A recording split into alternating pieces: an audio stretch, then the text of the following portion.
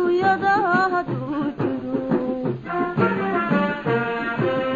u dhex jooga laba ruux siday wadaaga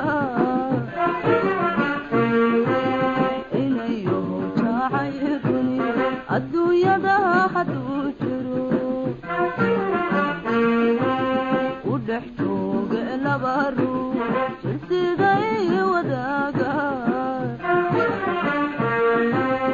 ama uu bajito la jiciilka kalidii ama uu